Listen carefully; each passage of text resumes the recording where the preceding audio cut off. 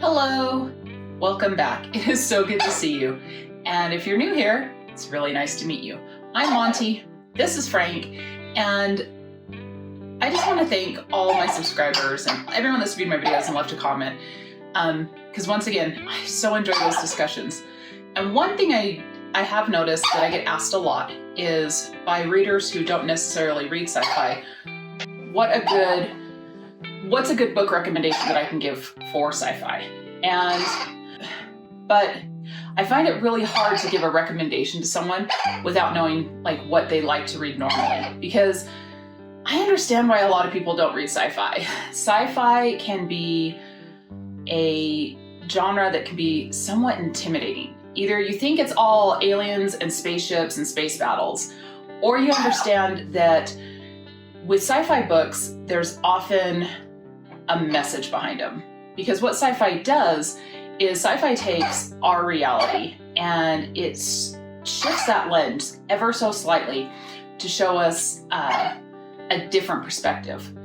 And that's one thing that separates sci-fi from fantasy, is that sci-fi is really grounded in reality, whether that's, emerging technologies, scientific theory, but it's things that we know we have some idea about now. And when that lens is shifted, it makes, the scientific theories become reality, the emerging technologies become more advanced, and that can often lead to some difficult things to consider. When we see our world in a different way, whether it be the current world in a different kind of reality or a futuristic world where the landscape does not look anything like what we recognize now, it can leave a very unsettling feeling with you as you're reading the book. And science fiction often deals with a lot of social, political, economic issues and presents them in a way of, beware. Beware, if we continue this is what our world's going to look like, or beware, we need to change this so our world can look like this. And that can be a little uncomfortable. And sometimes the topics discussed and the themes in science fiction books can be really heavy and a lot to take in. So I get why sci-fi is not everyone's go-to. So I thought today what I would do is I would give you my top 5 sci-fi recommendations in no particular order.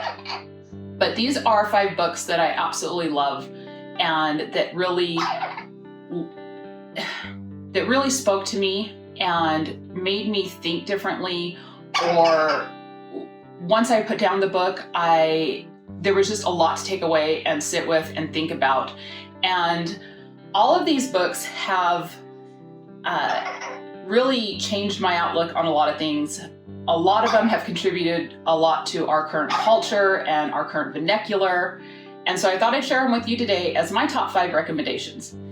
Also, there is a bonus round where I'm going to tell you a few YA sci-fi books that I absolutely adore, I think are really great for YA readers to get into sci-fi, and there are no spoilers and absolutely no romance. So without further ado, let's get started.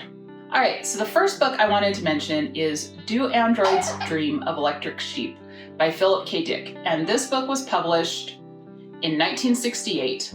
And this book is absolutely one of my all-time favorites. It's set in futuristic San Francisco after the world has been through a very heavy nuclear war. So San Francisco is a mess. The world is a mess. The environment is very harsh, and most animals in this world have either went extinct or are super endangered. And this book follows our hero, Rick Deckard, who works as a bounty hunter. And he is tasked with finding renegade androids. So androids exist in this world. They are servants to humans, and they are manufactured on Mars. And every once in a while, an android will escape Mars and go to Earth looking to pass as human. and live free and not be part of the servant class. And it is Deckard's job to hunt down these renegade androids. Deckard is, he is maybe middle class, upper middle class, and the reason he does this job, which is very dangerous, is because he has an electric sheep, and his whole goal in life is to replace his electric sheep with a real life sheep. And having a real life animal, like a living animal, is considered it's like the highest social status you can hope to achieve. So, and in this book, there is a secondary plot that involves a man who has radiation poisoning, and he's described in the book as being simple-minded. And the secondary plot is really important because a major theme of this book is empathy and what it means to be human and the human experience. And the secondary plot with this man, whose name is John R. Eisendor, really poignantly conveys that theme of empathy and what it means to be human. And it's juxtaposed against Deckard going after these beings that just want to, these androids that just want to live as humans. And Deckard is questioning the ethics behind his job. He is questioning if it's right to do what he does. And then you have this juxtaposed against the secondary plot where John R. Eisendor he meets these renegade androids. And there is a scene, it is the spider scene. And I have to be careful when I'm talking about it because I don't want to cry. Because this scene reduced me to a bawling mess. Tears, the ugliest cry you've ever seen. And to me, this scene is the absolutely epitome of explaining what empathy is. Now, if you're saying, well, Monty, this plot sounds super familiar. It might. This is the book that inspired the film Blade Runner, and it was what Blade Runner was based on. And if you love that movie, because Blade Runner was visually so beautiful, but I'm here to tell you, the book is better. It's different, but it's so much better. And I highly recommend it. It is one of my all-time science fiction classics. It is one of my favorite books ever. All right, so next up is a cyberpunk entry. And cyberpunk is probably one of my favorite subgenres of science fiction. And this is Neuromancer by William Gibson. And it was published in 1984. And it follows our main character, Case, who is a washed-up hacker that was once upon a time considered one of the best hackers in the world. However, he no longer can perform that job because his central nervous system was damaged as a punishment when he was found to be stealing from the company he worked for. And why that's important is because in this world, in order to hack and get information and get into cyberspace, you have to plug into the Matrix. And you do that by having a device plug into your neck, connect to your nervous system, and that is what puts you into the online world. And yes, you heard me right, it's called the Matrix. This book coined the term cyberspace, it coined the term Matrix for a online virtual reality universe. Yes.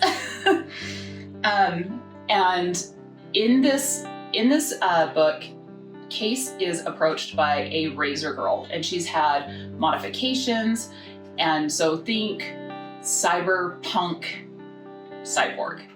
And she approaches Case on behalf of her boss to ask him to do a final huge major hack job for them. And since Case has a damaged nervous system and he can't participate, they make a deal with him that if he is willing to complete this job for them, they will go ahead and fix his nervous system, allow him to do the job, and as long as he's successful, the cure for his damaged nervous system will be permanent. If he fails, though, there are consequences.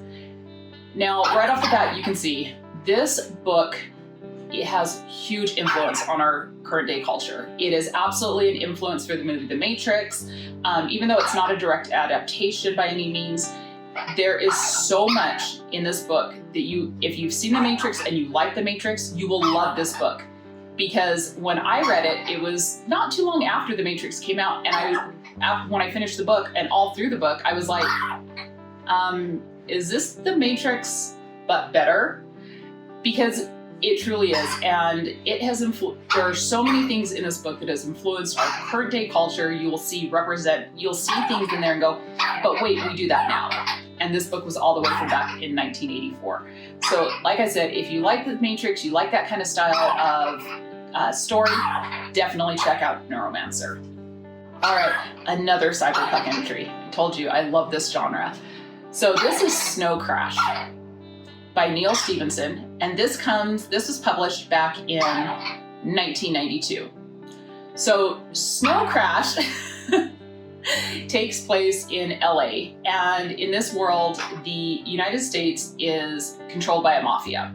And the mafia has separated territories within the United States as franchise districts. And this world, the world building may not make a ton of sense, but in cyberpunk, it doesn't necessarily have to. It's silly, it's satirical, and it's so much fun.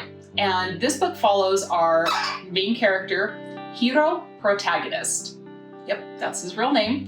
And Hiro is a pizza delivery guy by day, hacker by night. And one day he is out doing a pizza delivery and he runs into YT, and her name is short for yours truly.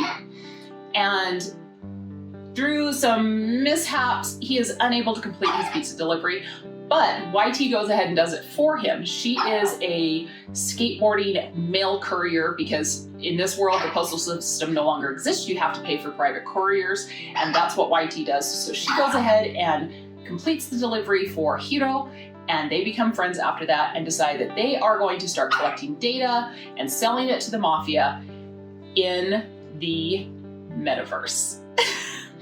So this world's online virtual reality sub-universe is called the metaverse. And yes, this book did coin the phrase metaverse. And in this world, you have an avatar.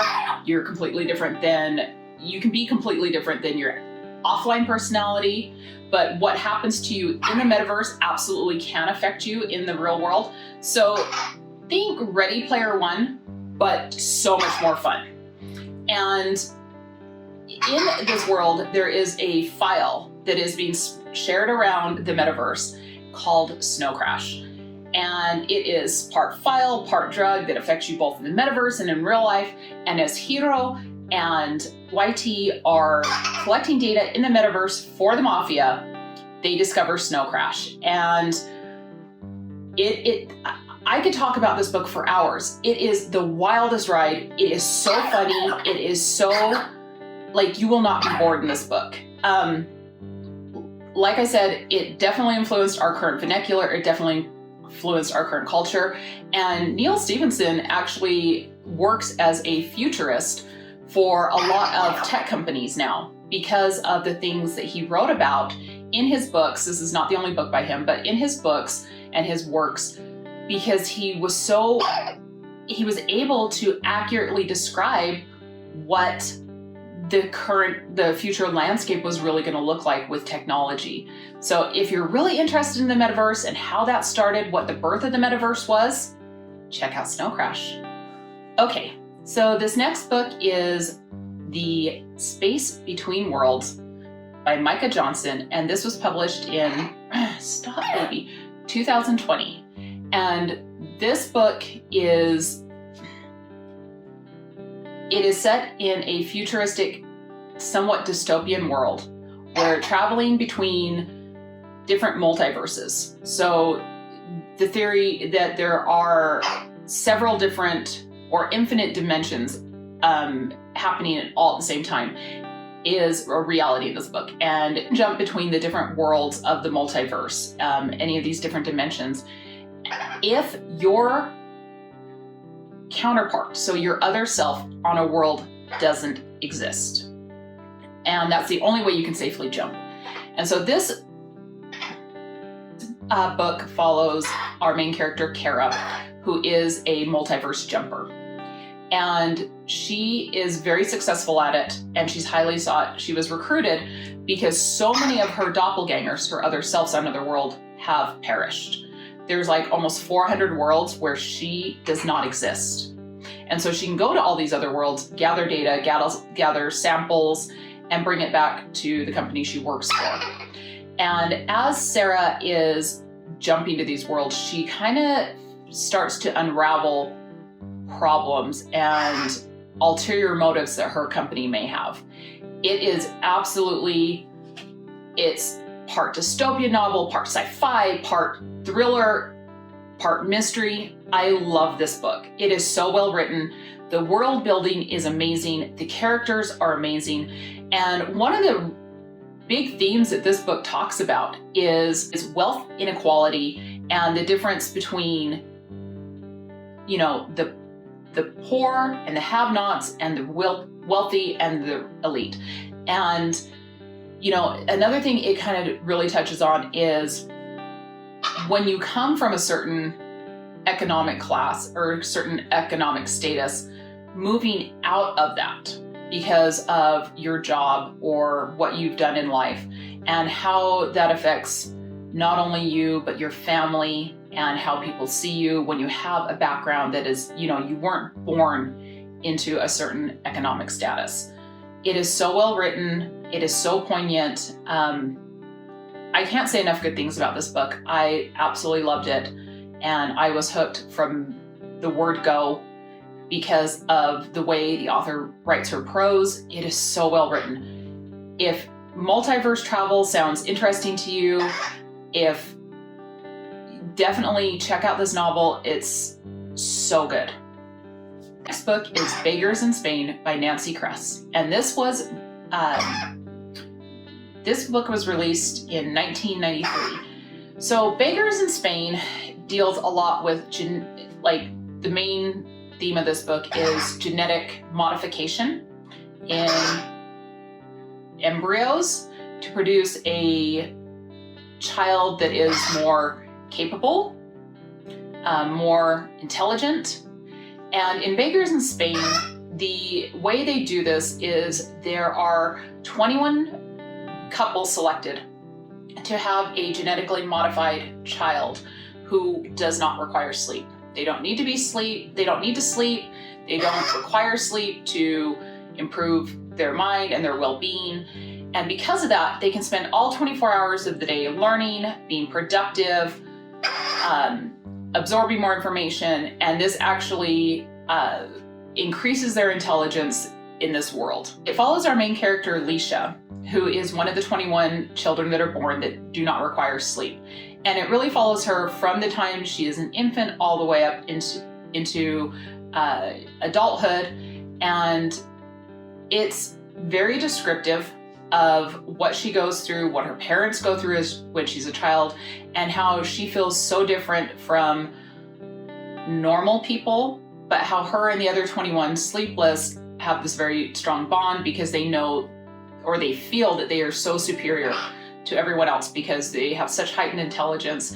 And as these people grow up, they really become power players in society. Think like CEOs and politicians and everything like that. And at first, the public in this world celebrate the sleepless. They think, oh my gosh, this is so amazing, best minds on the planet.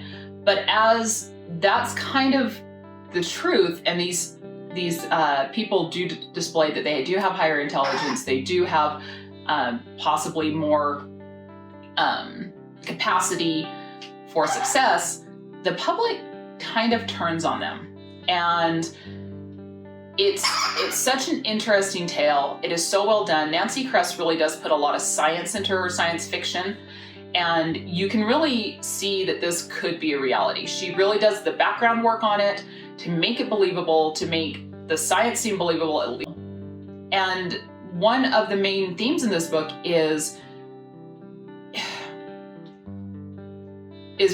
revolves around that title, The Beggars in Spain. And when you get to that scene, it'll leave you questioning a lot. And that is, do those who have more, is it an obligation of theirs to share with those who do not? Trust me on it. It's such a good read. Definitely check it out. Nancy Kress is superb in the way she writes science fiction. YA bonus round. So I'm not going to spend a whole lot of time on these. I'm just going to tell you really quick what they are. Because if you are kind of new to sci-fi, but you like YA, I think these are 3 excellent entries in science fiction YA novels that will definitely make you want to read a lot more sci-fi. The first up is Warcross by Marie Lu. This was published in 2017. This is a cyberpunk YA novel. It's fabulous. It has hackers, it has an online virtual reality world, it has a virtual reality game, it has bounty hunters, plots, fabulous. So if you thought, wow, Neuromancer and Snow Crash sound pretty cool, but I want a more YA take on it, Warcross by Marie Lu.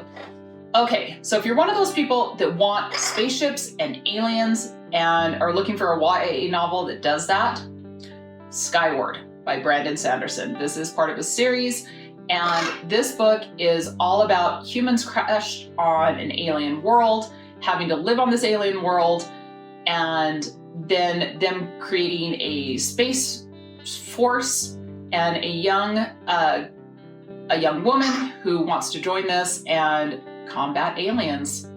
It is definitely a very good read. I really enjoyed it, and it's, I think, a really wonderful entry into YA sci-fi. All right, so finally, I know not everyone loved this series. I absolutely enjoyed it, and I think it's a good bridge into sci-fi, a good intro into sci-fi, especially if you like YA novels, and that is the Lunar Chronicles series, starting with the first book, Cinder, by Melissa Meyer. And this series, okay, it is retelling of fairy tales, for sure. However, it has androids, it has cyborgs, it has genetic mutations, it has bad guys that are on the moon. This book has everything a sci-fi novel needs. And they're absolutely a fun series. They're a fun ride. There are some themes in there about, loving yourself, accepting yourself. And I think that's really great for a YA audience. It's not super heavy. Like I said, it is just a fun read. So definitely check out the Lunar Chronicles, starting with the first book, Cinder. And if you're looking for something that bridges fantasy and sci-fi in a fabulous way. All right, so hear me out. I have one last recommendation for anyone that's like, I just want to try to get into sci-fi. You just want to dip a toe in the water. The Reckoner series by Brandon Sanderson. And it starts with the first book, Steelheart, that was published in 2013.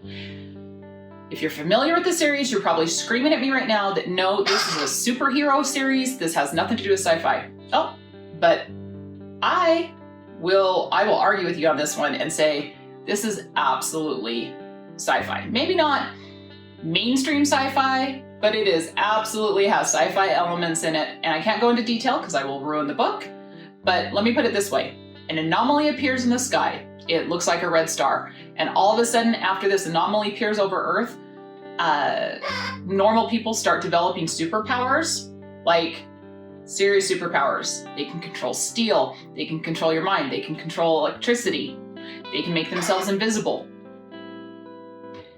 This is yes a superhero book, but it is also I think a sci-fi, and it is absolutely a great bridge that if you like superhero kind of movies, if you like comic books, and you kind of just want to just peek into sci-fi, this book is where to start. Steelheart. You will absolutely enjoy it. Plus, it's a twist on the typical superhero book, so those epics. There you go. There's my top picks. I hope it gives you some recommendations of some really great sci-fi. I hope you found something in there that maybe you're going to add to your TBR. If you want to hear more from me on more mainstream sci-fi, well, I'm absolutely down to talk about it. Please let me know any recommendations you have for me down in the comments down below. If you want to see more from me, consider hitting subscribe, and you can always ring the bell notification so you know when I do upload. And Frank, do you want to say anything else about the books? Do you have anything to say? No? You're just, Okay. Well, from both of us, thank you so much for watching. And until next time, take some time for yourself and love you. Bye. Thank you. I love you.